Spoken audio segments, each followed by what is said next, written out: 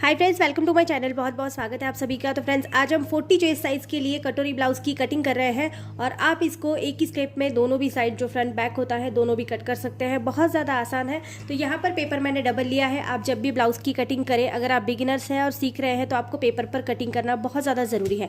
तो इसके लिए यहाँ पर मैंने पेपर लिया है और पेपर कटिंग के साथ इसको देखेंगे बिल्कुल परफेक्टली आपका ब्लाउज़ कट के रेडी होगा और इसको स्टिच करने के बाद भी आपको फिटिंग में ही ये आ जाएगा।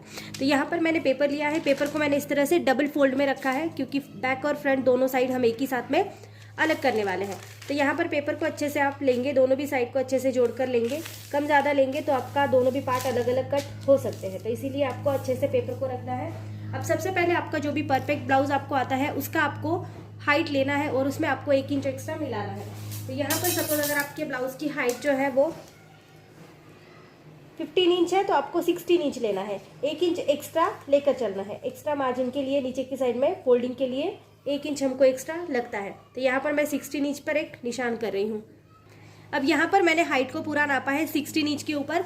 अब आपको 40 साइज के लिए गले की चौड़ाई को यहाँ से लेना है। अगर आप चाहे तो पूरी शोल्डर की चौड़ाई यहाँ तक ले सकते हैं, जैसे 7 या 7.5 इंच ली जाती है, लेकिन ये थोड़ा सा आसान प्रोसीजर है। तो यहाँ पर आपको गले की चौड़ाई जो है वो 2.25 से लेकर 3 इंच को आप ले सकते हैं। मैं यहाँ पर 3.25 इंच ले रही हूँ और शोल्डर पट्टी की चौड़ाई जो है वो मैं 3.25 इंच ले रही हूँ। 3 पॉइंट और 2 लाइन्स एक्स्ट्रा। यहाँ पर जो आर्म होल होगा वो हम 6 इंच के लिए रखेंगे। आप 6, 6.25 इंच या 6.5 इंच के लिए भी रख सकते हैं, लेकिन 40 साइज तक 6 इंच का आर्म होल सफिशियंट हो जाता है। तो यहाँ पर मैं इस तरह से लाइन को ड्रॉ कर रही हूँ। अब आप यहाँ पर 40 साइज के लिए बना रहे हैं तो आपको 40 का 4th भाग मतलब कि चौथा हिस्सा लेना है। तो यहाँ पर 40, तो फ्रेंड्स यहाँ पर 40 का 4th भाग मैंने लिया है। ये देखिए, यहाँ पर मैंने 40 का 4th भाग मतलब कि चौथा हिस्सा 10 इंच लिया है और उसमें मैंने 1.5 इंच एक्स्ट्रा मिलाया है। ये 11.5 इंच यहाँ पर हो गया है। अब आप जहाँ पर आपका कमर का हिस्सा है वहाँ पर भी आपको कमर का चौथा हिस्सा प्लस 1.5 इंच लेना है। अगर आपको याद ना रहे या फिर मुश्किल लगे तो जैसे आपने ऊपर 11.5 मतलब 11.5 इंच के लिए लिया था, तो नीचे आप 1 इंच कम लेंगे, मतलब कि यहाँ पर आप लेंगे 10 इंच के लिए। अब ये पूरा जो साइड है हम इस तरह से इसको जोड़ देंगे। तो इस तरह से ये वाली साइड हम जोड़ देंगे।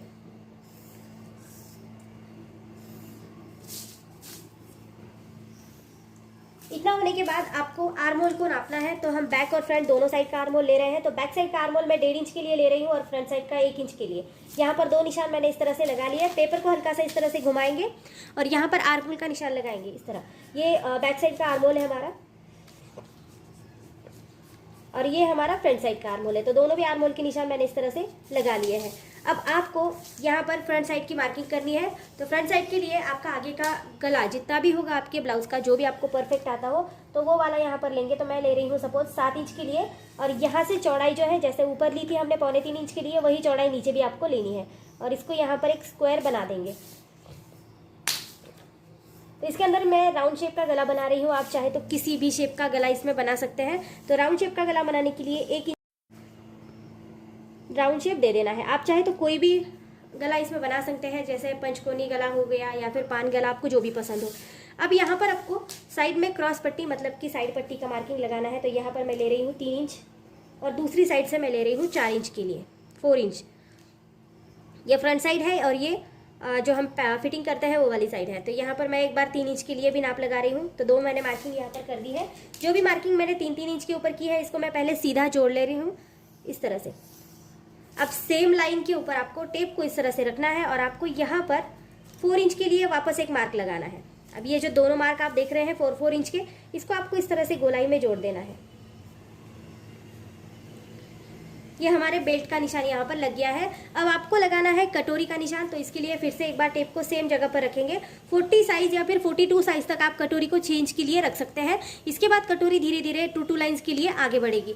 तो यहाँ पर मैं 40 साइज के लिए बना रही हूँ, तो मैं 6 इंच की कटोरी यहाँ पर ले रही हूँ। आर्म होल की साइड से भी आपको 2 इंच के लिए मार्क करना है और जहाँ पर आपने गले का हिस्सा नापा है वहाँ पर 1/2 इंच के लिए आपको यहाँ इस तरह से मार्क करना है। अब ये जो आप 3 मार्क देख रहे हैं, आपको ये तीनों भी मार्क जोड़ने हैं।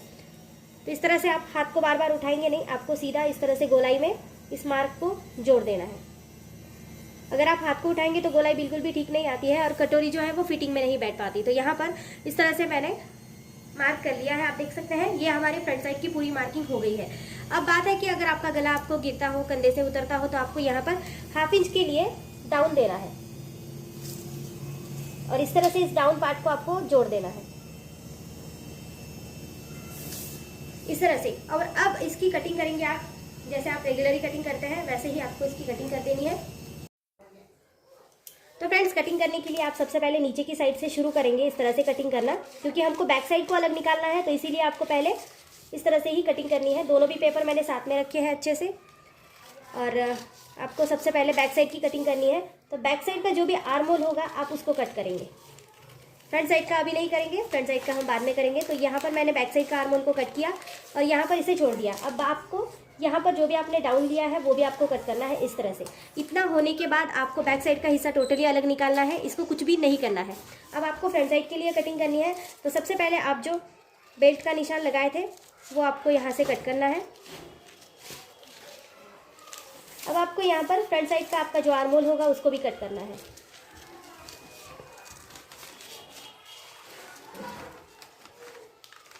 इस तरह से। आगे का गला भी यहाँ पर कट कर लेंगे और लास्ट में आपको कटोरी का जो पार्ट था वो कट करना है। यहाँ पर आपने जो भी निशान लगाया होगा आप उस हिसाब से कट करेंगे। कटोरी का पार्ट भी आपको गोलाई में कट करना है।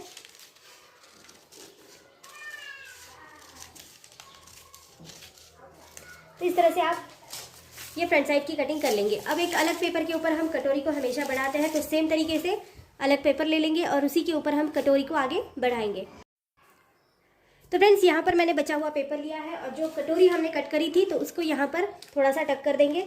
सभी साइड से आपको जगह छोड़नी है और एक पिन से यहाँ पर इस कटोरी को टक करना है।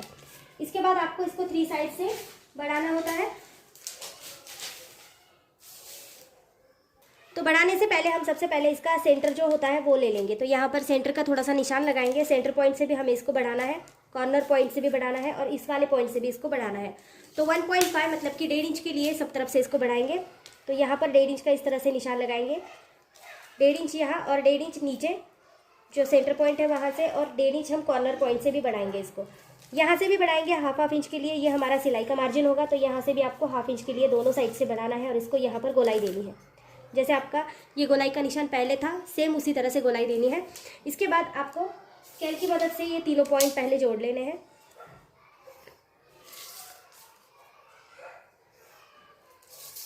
इस वाले पॉइंट से भी हम इसको इस तरह से जोड़ेंगे। अब आपको इस वाले पॉइंट से इसको यहाँ से जोड़ना है बिल्कुल गोलाई में, जैसे पहले जोड़ा था। यहाँ पर लाइन ड्रॉ नहीं करनी है, इस तरह से आपको जोड़ना है यहाँ से नीचे तक, नीचे वाले पॉइंट तक। ये देखिए इस तरह से।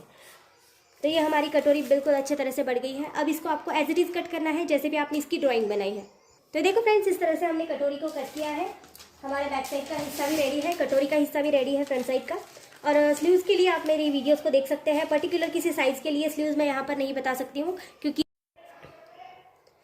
तो फिर उस हिसाब से आपको स्लीव्स मेरे चैनल पर मिल जाएंगी। मैंने हर साइज़ के लिए स्लीव्स की कटिंग डाली है, आपके लिए पर्सनली डाली है, जिसमें आप सीख सकते हैं अच्छे से स्लीव्स आपको कैसे कट करनी है।